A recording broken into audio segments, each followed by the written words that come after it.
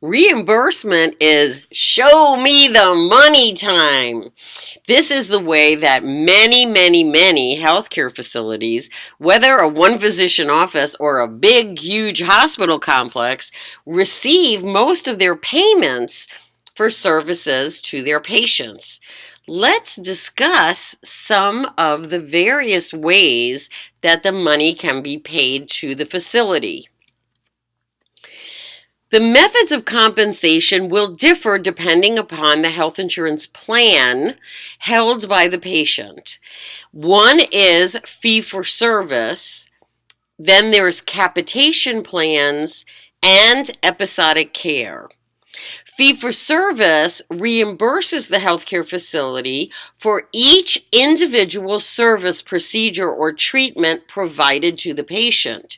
This is all done in accordance with a pre-agreed upon price list, if you will, that lists all of the CPT codes and the allowed amount for each of them, and that is issued once a year by the third-party payer. Capitation plans are usually only used with HMOs and managed care organizations, which pay a primary care physician, a PCP, a fixed amount of money every month for each patient that has named this physician as their primary care provider. The patient then has to go see this primary care provider for everything, even when a specialist is needed, because the primary care provider has to determine if it's something they will take care of or if a referral is necessary.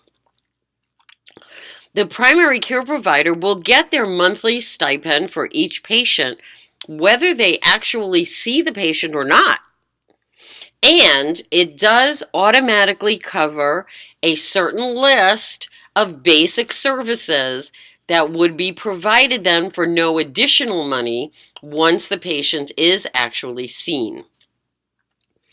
Episodic care is what is considered by some to be more efficient in payment.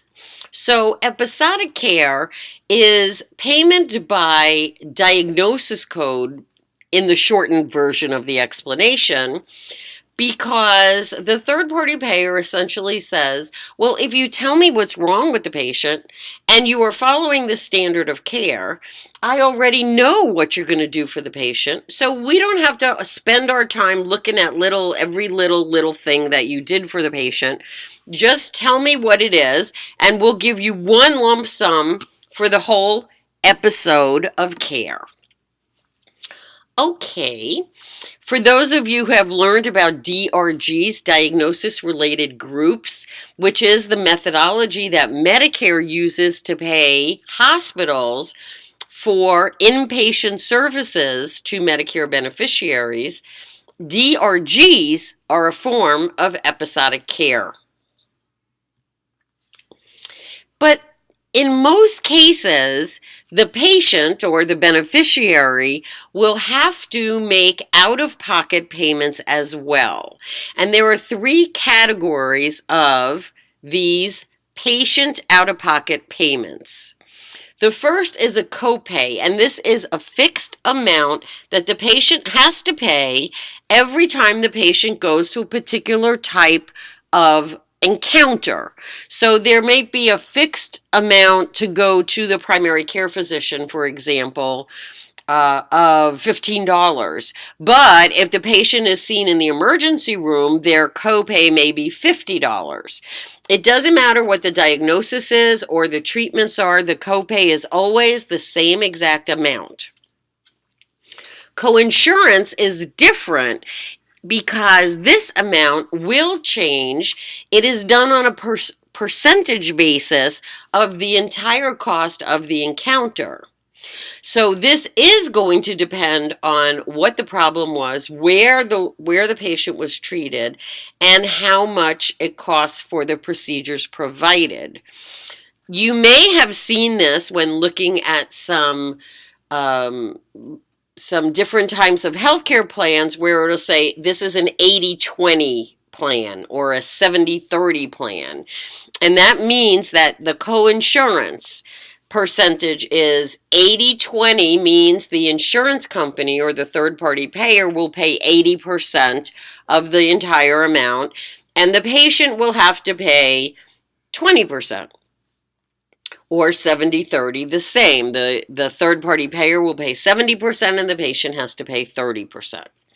And then we have the deductible. And the deductible is an amount of money that the patient must pay out of pocket for healthcare services for the total amount of the deductible for the year before any insurance or reimbursement will come into effect. So if the patient has a $100 deductible, they will have to pay $100 out of pocket, and that's when the third-party payer coverage will come into effect, and they will start paying 80% or 70% or 100%.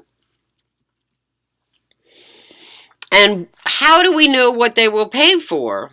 We, as the reimbursement specialists, well, one of the best ways to know is to contact the insurer and speak to them about this specific patient's coverage.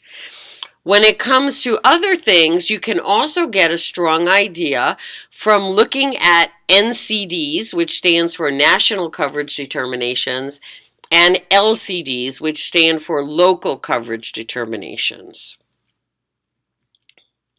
And then if the claim gets denied, it's very, very important that you pay attention to this. It is not right to just pass the bill along to the patient, because most often the error was somebody in the physician's office or the hospital. Error on the claim is a majority of the times the reason why a claim is denied. The wrong code was used, or there was a mistake with the policy number, or the patient's name was spelled wrong. Lack of coverage is also a reason why a claim may be denied, and this can be prevented when eligibility and verification is done before the patient is seen. And lack of medical necessity, if that is why the claim was denied, then you need to make sure that the diagnosis codes are correct on the claim form. Make sure all of the diagnosis codes are there, and speak with the physician.